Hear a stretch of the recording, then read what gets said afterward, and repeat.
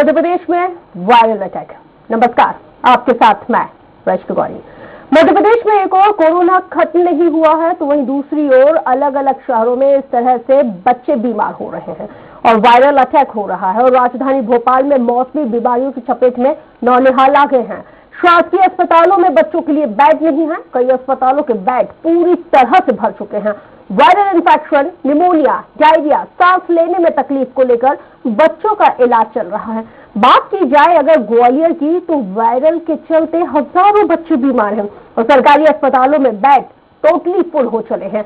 एक ही बिस्तर पर 3-3 बच्चों का इलाज चल रहा है। आलम तो यह है कि अस्पतालों में लगातार भीड़ देखने को मिल रही है और बच्चों के परिजन इलाज के लिए इधर उधर भटकने के लिए मजबूर है। तस्वीरें 3 जगहों से आपको इस वक्त आपके टेलीविजन स्क्रीन पर दिखा रहे हैं, जो आप साफ तौर पर देख सकते हैं कि ग्वालियर के अस्पताल परिसर में किस तरह से बच्चों के परिजन कितने परेशान और मजबूर हैं। पहली तस्वीर में देखिए कि अस्पताल में भीड़ का आलम किस कदर है कि कोरोना प्रोटोकॉल को तो तोड़ा ही जा रहा है, क्योंकि 2 गज की दूरी यहाँ पे मेंटेन नहीं की जा सकती। दूसरी तस्वीर, बच्चों के लिए पर्याप्त बिस्तर नहीं है तो जो माता पिता हैं वो अपने नौनिहालों को हाथों में लिए हुए घूम रहे हैं, उनका इलाज कराने के लिए मजबूर हैं। तीसरी तस्वीर देखिए, परेशान किस तरह से वो बीमार बच्चा जो ठीक होने के लिए अस्पताल पहुंचा हुआ था वो ठीक तो हो नहीं पा रहा है, क्योंकि एक बेड पे एक बच्चा नहीं है, 3-3, 4-4 बच्चों को एक साथ लिटाकर उनका इलाज किया जा रहा है। नहीं है, मेरी अभी हाल थोड़ी देर पहले जो एचओडी है अपने जेएच में डॉक्टर अजय गौड़, उनसे बात हुई थी तो उन्होंने बताया था ये हर साल सीजनल होती है। बारिश के बाद में जो मौसम आता है उसमें बच्चों को वायरल आता ही है और उसमें भी 5-6 केस हैं जो उनके पास एडमिट है, बाकी सब ओपीडी बेसिस पे ठीक हो चुके हैं। तो आपने सुना, अगर डॉक्टर्स इस तरह के जिनके कंधों पर जिम्मेदारी है, अगर वो इस तरह के स्टेटमेंट देते हैं कि तो वायरल बीमारी है, हर साल आती है, घबराने की जरूरत नहीं है, माकूल इंतजामात हैं, और जिस तरह से जितने इत्मीनान से ये कह रहे हैं कि माकूल इंतजामात हैं, उन तमाम इंतजामातों की पोल ये तस्वीरें स्वराज एक्सप्रेस के माध्यम से खुल रही हैं कि यहाँ पर बच्चों को बेड नहीं मिल पा रहा है, प्रॉपर ट्रीटमेंट नहीं मिल पा रहा है, वायरल तो चल ही रहा है, कोरोना पहले से ही है, तीसरी लहर की आशंका के चलते बच्चे न केवल बीमार बल्कि बहुत बीमार होते जा रहे हैं।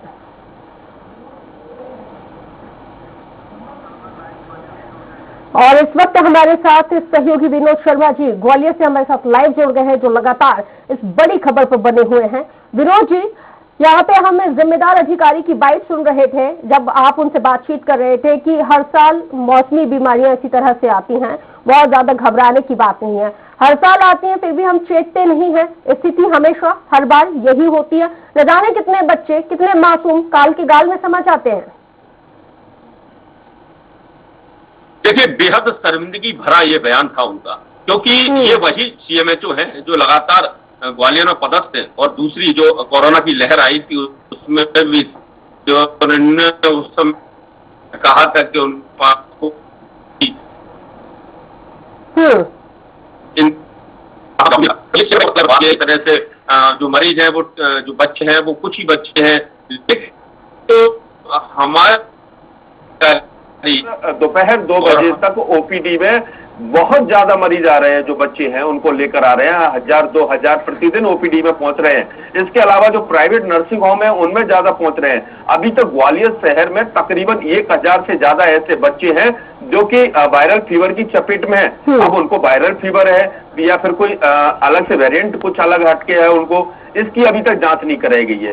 देखिए, सबसे ज्यादा लापरवाही इस बात की है कि उन बच्चों को जो वायरल फीवर है उन बच्चों को कोई जांच क्यों नहीं कराई गई अभी तक, ये पता क्यों नहीं चल पाया कि इनको जो वायरल फीवर है इसके सिम्टम्स और क्या क्या है, क्योंकि कई बच्चों को तो झटके भी आ रहे हैं, कई बच्चों को बहुत ज्यादा सर्दी लग रही है। हमने भी देखा है, हमारी 45 साल उम्र हो गई है, जब भी कोई मौसम बदलता है तो ये जरूरी है कि वायरल चलता है, उसमें बड़ों को भी होता है, बुजुर्गों को भी होता है, बच्चों को भी होता है, लेकिन इतनी बड़ी संख्या में बच्चों को वायरल फीवर होना ये पहली बार देखने को मिल रहा है। तो कहीं ना कहीं प्रशासन को, स्वास्थ्य महकमे को इस ओर ध्यान देना पड़ेगा। इस तरह की केवल बातें करने से कुछ नहीं होगा और अगर हालात उनकी बिगड़ गई, स्थिति भयावह हो गई, तो आखिर यही प्रशासन और यही स्वास्थ्य महकमा कहेगा कि हम पे इंतजाम पूरे थे, सब कुछ था, लेकिन स्थिति को समझ नहीं पाए। आखिर स्थिति को कब समझेंगे, क्योंकि ये पहले से ही WHO ने कहा है, तमाम जो विद्वान है ये कहते रहे हैं कि सितंबर और अक्टूबर में तीसरी लहर आ सकती है। तो जो उनके परिजन है इस बात से डरे हुए हैं कि कहीं ये तीसरी लहर का आगाज तो नहीं है। बिल्कुल बाकी में सहयोगी मेरे साथ इस वक्त अरविंद चौहान जी भी हमारे साथ लाइव जुड़े हुए राजधानी भोपाल से, उनसे भी हम जान लेते हैं कि राजधानी में हम जिस तरह से लगातार आंकड़े जो सामने आ रहे हैं, सिर्फ राजधानी की बात करें अरविंद जी तो 200 बच्चे इस वायरल की चपेट में हैं। कहीं वाकई में ऐसा तो नहीं है कि तीसरी लहर के ये सिम्टम्स हो और जिसको हम बहुत ज्यादा मतलब ग्रांटेड ले रहे हो, समझने की कोशिश नहीं कर पा रहे कि नहीं ये तीसरी लहर और हम इसको वायरल कह रहे हैं? रस के 200 बच्चों का जो आंकड़ा बताया कि राजधानी का है, अगर पूरे जिले की बात करें तो लगभग 1000 बच्चे हैं जो इन्फेक्शन है उसकी तकलीफ में है। और ये वायरल इन्फेक्शन है कहीं की बीमारी है, अभी इसका विधिवत जांच नहीं हो पा रही है। आप कहते हैं कि पूरे राजधानी भोपाल के जितने भी पीडियाट्रिक हॉस्पिटल्स हैं, नर्सिंग होम है, वो बिल्कुल भरे पड़े हैं। स्थिति ये है हमीदिया अस्पताल में मैं जहाँ पर खड़ा हुआ हूँ, स्थिति है कि एक बेड पर 2-3 बच्चों को एडमिट किया गया है। वहाँ पर देख सकते हैं कि जो ड्रिप कराई जा रही है वो एक स्टैंड पर लगभग 4 बच्चों को एक साथ ड्रिप कराई जा रही है। सारे संसाधन का अभाव यहाँ पर साफ तौर पर देखा जा सकता है। तो वही सरकार बराबर ये दावे कर रही है, वादे कर रही है कि किसी प्रकार की कोई यहाँ कमी नहीं है, सारे संसाधन पूरे हैं, लेकिन साफ तौर पर हम यहाँ पर देख पा रहे हैं कितना स्थिति है कि कहीं न कहीं कह सकते हैं कि सारी जो स्वास्थ्य सुविधाएं हैं उनका अभाव यहाँ पर साफ तौर पर देखा जा सकता है। एक कह सकते दूसरी खबर ये भी है कि उसी के चलते इतनी बड़ी संख्या में जब बच्चे एडमिट है तो जूनियर डॉक्टर्स ने आज से फिर हड़ताल कर दी है। तो कहीं न कहीं कह सकते हैं कि अब अरविंद जी आपने अभी जूडा का जिक्र किया है कि जूडा ने फिर से हड़ताल कर दिया।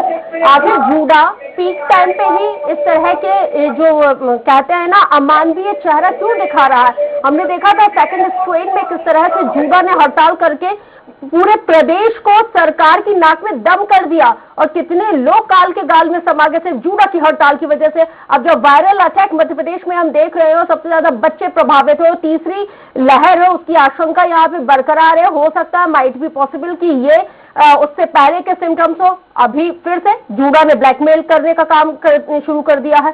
कब तक ऐसा चलेगा? आखिर सरकार हाथ पर हाथ धरे हुए क्यों बैठी है? स्वास्थ्य विभाग पूरा का पूरा अमला क्यों हाथ पर हाथ धरे हुए बैठा है? सख्त एक्शन क्यों नहीं लिया जाता? साफ तौर पर कहेंगे कि जब दूसरी लहर आई थी तब जूडा ने हड़ताल की, जिसके बाद 2 महीने बाद अजूबा फिर हड़ताल पर चला गया है। जूडा ने देखिए बहुत सारी बातें की है, लेकिन एक सबसे बड़ी बात थी कि उनके कुछ जो जूनियर डॉक्टर थे उनके रजिस्ट्रेशन कैंसिल कर दिए। वैसे बराबर जूडा ये कहता रहा है कि हमारे रजिस्ट्रेशन बहाल किए जाए, लेकिन वो बहाल नहीं किए गए क्योंकि आज फिर से हड़ताल कर दी। और साफ तौर पर कह सकते हैं कि तीसरी लहर की संभावना है, क्योंकि जैसा कि विशेषज्ञ बता रहे हैं तीसरी लहर बिल्कुल आ सकती है। इसके चलते इस संभावना से इनकार नहीं किया जा सकता कि इसमें भारी संख्या में जो बच्चे एडमिट यहाँ पर हुए हैं तो कहीं न कहीं तीसरी लहर का आगाज तो नहीं है। बिल्कुल साफ तौर पर विशेषज्ञ को कहना था कि सितंबर में और अक्टूबर में तीसरी लहर आएगी, लेकिन की बात करें तो बहुत सारे बच्चे यहाँ बीमार हो रहे हैं। वाकई में विनोद जी यहाँ पे अरविंद जी जिक्र कर रहे हैं इस बात का कि जूडा ने तो हड़ताल आज से शुरू कर दी है। 2 महीने बाद जूडा अपने उसी रवैये पे आ गया है। ग्वालियर चंबल का हाल हम देख ही रहे हैं कि एक बेड पे 3-3 बच्चों का इलाज किया जा रहा है और वहां पे जिम्मेदार अधिकारी कहते हैं कि नहीं each and everything is very good. तो कैसे चलेगा? बच्चों को क्यों इतना ग्रांटेड लिया जा रहा है? क्यों सीरियस नहीं हो पा रहे हैं बच्चों के प्रति, इलाज के प्रति और इलाज के साथ साथ बीमारियों के प्रति मतलब उतनी गंभीरता हम क्यों नहीं देख रहे हैं? देखिए मैंने आपको पहले भी कहा था कि जो सीएमएचओ मनीष शर्मा है डॉक्टर, उनका जो बयान था उससे वाकई ये लगता है कि ये लोग बेफिक्र होकर अपना काम कर रहे हैं, केवल कागजी तौर पर घोड़े दौड़ा रहे हैं कि हम लोग ठीक हैं, तैयार हैं, आने वाली लहर से निपट सकते हैं, बहुत कुछ इंतजाम कर रखे हैं। लेकिन जब उनको यही नहीं पता कि कितने बच्चे बीमार हैं, उनकी स्थितियां क्या हैं, उनके पास कोई आंकड़ा नहीं था। जयरोग अस्पताल के जो कमला राजा अस्पताल है, जो विभाग है, वहां पर बच्चों को भर्ती करके रखा गया है। विजुअल साफ दिखाते हैं कि स्थिति क्या है। वहां पर किसी तरह की कोविड डिस्टेंस का पालन इसलिए नहीं हो रहा कि जो क्षमता है वो ज्यादा नहीं है। 188 क्षमता है बच्चों की और बच्चों 500 से ज्यादा पहुंच गए हैं। तो एक एक बेड पर 3-3 बच्चे रखे गए हैं, बेड के नीचे बच्चे रखे गए हैं। बाद में ये स्थिति हो गई कि मीडिया को अंदर जाने से रोक दिया गया कि कहीं ऐसा ना हो जाए कि उनकी और जो पोल है वो खुल जाए। तो स्वास्थ्य महकमा किसी भी तरीके से जो होना चाहिए इंतजाम वो नजर नहीं आ रहे हैं। प्राइवेट नर्सिंग होम में इसलिए नहीं जा सकते लोग कि बहुत सारा पैसा लगता है और हर किसी के पास इतना पैसा नहीं है कि वो अपने बच्चों को प्राइवेट नर्सिंग होम में दिखा सके। हालांकि सरकार और स्वास्थ्य विभाग दावे तो बहुत करता है, हम आए दिन सुनते रहते हैं कि माकूल इंतजाम है, हमने तैयारियां मुकम्मल कर लिया है। स्वास्थ्य मंत्री के भी हम स्टेटमेंट सुनते हैं, हम सरकार के तमाम आला अधिकारियों, माफ कीजिएगा, सरकार के हम आला दिग्गज मंत्रियों के भी स्टेटमेंट सुनते हैं, हम जो स्वास्थ्य विभाग में बैठे हुए जो आला अधिकारी हैं, हम प्रिंसिपल सेक्रेटरी, तमाम लोगों के स्टेटमेंट सुनते हैं कि नहीं हमारे पास सब कुछ है। सब कुछ होने के बाद ये स्थिति है, जब कुछ नहीं होता तो फिर हम क्या करते हैं?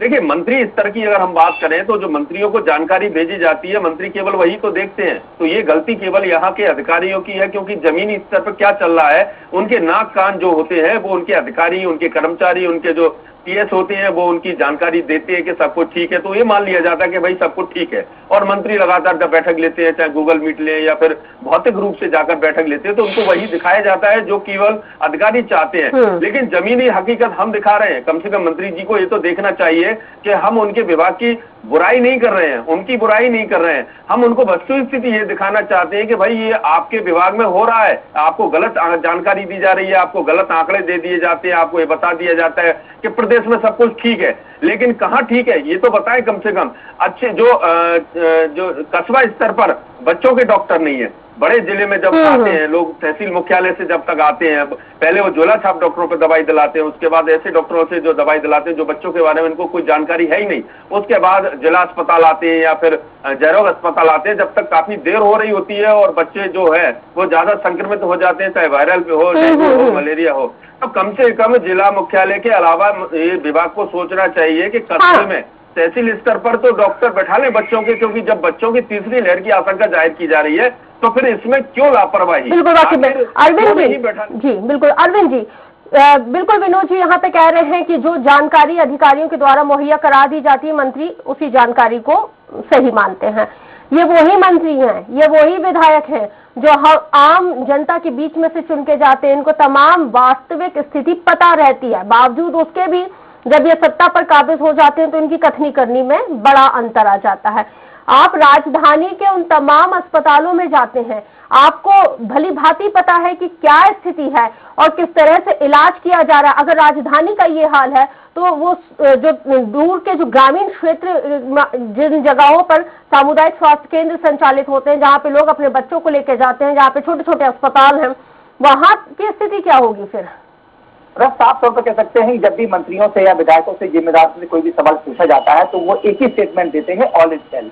सवाल सबसे बड़ा ये होता है या तो उन्हें दिखाई नहीं देता या वो देखना नहीं चाहते। बराबर जब सुबह ब्रीफिंग होती है, सवाल पूछे जाते हैं, सवाल पूछे जाने पर उनसे कहा जाता है कि ये स्थितियां हैं, तो वो कहते हैं सबको कंट्रोल कर लिया गया है, अब ये स्थितियां ऐसी नहीं है। जब हम बात साफ तौर पर चिल्ला चिल्ला कर दिखा रहे हैं, बोल रहे हैं, आप एक एक बेड पर 3-3 2-2 मरीज एडमिट है, और इसके साथ साथ बच्चों के साथ साथ उनकी जो माँ है, माँ भी उसी बिस्तर पर बैठी हुई, उसी बेड पर बैठी हुई, उनका इलाज चल रहा है। तो साफ तौर पर कह सकते हैं कि सब कुछ दिखाई देता है, लेकिन वो शायद जो जिम्मेदार है वो सुनना नहीं चाहते। अगर हम राजधानी की बात करें तो राजधानी में इस समय 1000 बच्चे हैं जो कहीं न कहीं संक्रमित है। सवाल सबसे बड़ा ये होता है कि वायरल इन्फेक्शन का नाम दिया गया है, वायरल इन्फेक्शन क्या होता है इसके बारे में किसी को कोई जानकारी नहीं है, ना ही कुछ बताया जा रहा है। वायरल इन्फेक्शन कई प्रकार का होता है, कोई कुछ कह रहा है कि निमोनिया है, कुछ कह रहा है और सारी बीमारियां हैं। सवाल सबसे बड़ा यही है कि तीसरी लहर की जो संभावना थी वो कहीं न कहीं अब इतने ज्यादा बच्चे निकलकर सामने आ रहे हैं, इतने ज्यादा बच्चे पीड़ित है और कह सकते संक्रमित है, उनका इलाज चल रहा है। और साफ तौर पर जो निजी अस्पताल है उनने आप बच्चों को लेने से मना कर दिया है, तो वो सीधा सीधा सरकारी रुख करते, सरकार के अस्पतालों की तरफ जाते हैं, लेकिन वहां भी बेड खाली ना होने की वजह से वो अरविंद जी, अब प्राइवेट अस्पतालों ने जिस तरह से आपने जिक्र किया है कि उन्होंने बच्चों को एडमिट करने से मना कर दिया है, सरकार इन पे भी कोई लगाम नहीं कस पा रही है। भाई कोई बच्चों को इलाज, सिर्फ बच्चों की बात नहीं, अगर हम वायरल में तो कोई भी बीमार पड़ सकता है, कोरोना की चपेट में हर कोई, आम खास हर कोई इसकी जद में आ चुका है। ये स्थिति अभी भी यही है और हमने हर बार देखा है, कोरोना पीरियड में भी देखा है कि स्थिति हमेशा यही रहती है। प्राइवेट अस्पताल अपनी मनमानी करते रहते हैं, लेकिन इन पे लगाम नहीं कसी जाती, इन पे चाबुक नहीं चलता है।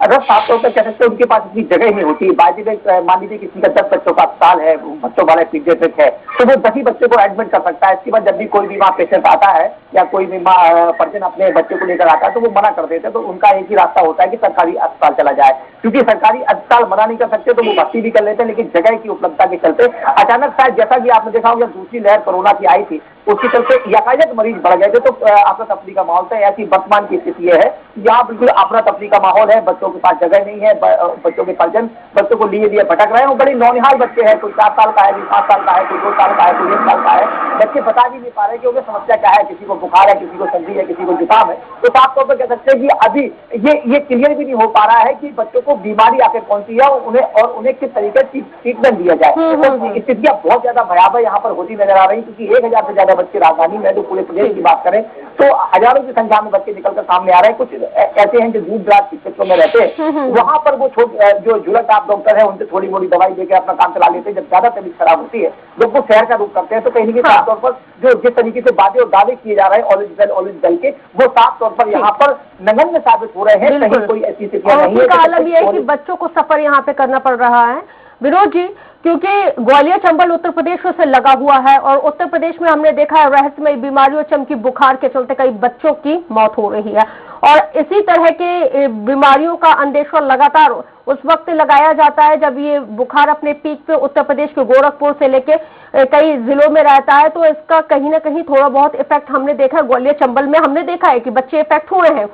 तो अभी क्या स्थिति है, क्योंकि वाकई में वायरल किस तरह का है, क्या कौन सा वायरल है, इसके बारे में कोई जानकारी नहीं मालूम चल पा रही है। किस तरह से यहाँ बच्चों की सैंपलिंग की जा रही है, किस तरह से टेस्ट किए जा रहे हैं, थोड़ा आप ब्रीफ कीजिए ताकि दर्शकों के साथ साथ उन माता पिता अभिभावकों को पता चल सके कि एक्चुअल है क्या ये।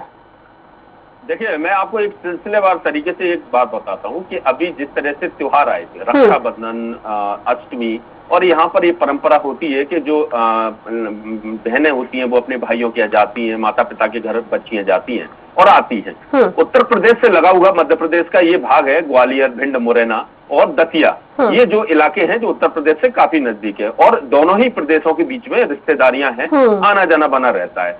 तो उसके बाद जो महिलाएं आई हैं और गई हैं, उनके साथ उनके बच्चे भी आए हैं निश्चित तौर पर, और वो गए भी हैं। तो अगर उत्तर प्रदेश से कोई महिला अपने बच्चों को लेकर आई है या फिर उत्तर प्रदेश जाकर वापस लौट कर आई है, तो कहीं ना कहीं जो उत्तर प्रदेश में संक्रमण है, हो सकता है कि वहां से संक्रमण बच्चों में फैल गया हो। और उसके बाद धीरे धीरे समाज में जब बच्चे एकत्रित हुए, अन्य बच्चों से मुलाकात हुई है और उनके एक दूसरे से जब भेंट हुई है, तो उसके बीच एक दूसरे को वो संक्रमण हो सकता है। लेकिन सवाल ये खड़ा होता है, केवल हम एक बात पर बात करेंगे कि चलो बीमारी है, बीमारी को एकदम ऐसे रोका नहीं जा सकता, अगर आ रही है तो इंतजाम तो किए जा सकते हैं, उसकी जानकारी तो ली जा सकती है कि आखिर ये बीमारी कौन सी है, आखिर बच्चों को कौन सी बीमारी हो रही है। क्योंकि आपने भी देखा होगा कि बदलते मौसम में वायरल होता है, वायरल के भी सिम्टम होते हैं। किस तरह का वायरल है? वायरल कई तरह का होता है, गले का वायरल होता है, पेट का वायरल होता है, दिमाग का वायरल होता है, शरीर में कई तरह के वायरल होते हैं। तो इन बच्चे बता तो पाएंगे नहीं कि उनको दर्द कहाँ है, किस तरह से वो पीड़ित है। तो कम से कम माकूल इंतजाम होने चाहिए जो नाकाफी है, इसलिए हम जो जमीनी धरातल पर जो रिजल्ट आने चाहिए वो उससे पर दिखते हैं। बहुत शुक्रिया विनोद जी चर्चा में शामिल होने के लिए। अरविंद जी आपका भी बहुत शुक्रिया। तो मध्य प्रदेश में एक और कोरोना खत्म नहीं हुआ तो वहीं दूसरी ओर अलग अलग शहरों में लगातार बच्चे बीमार हो रहे हैं। राजधानी में अगर बात की जाए तो भोपाल में मौसमी बीमारी की चपेट में हजारों बच्चे आए हुए हैं। वहीं शासकीय अस्पतालों में बच्चों के लिए बेड तक पर्याप्त नहीं है और कई अस्पताल तो ऐसे हैं जहां पर ग्वालियर चंबल का जिक्र हम कर रहे थे, हमारे सहयोगी बता रहे थे कि किस तरह से वहां पर एक बेड पे 3 से 4 बच्चों का इलाज किया जा रहा है। आखिर वो इंतजाम क्यों नहीं किए जाते जो वायदे किए जाते हैं? दीजिए इजाजत, नमस्कार।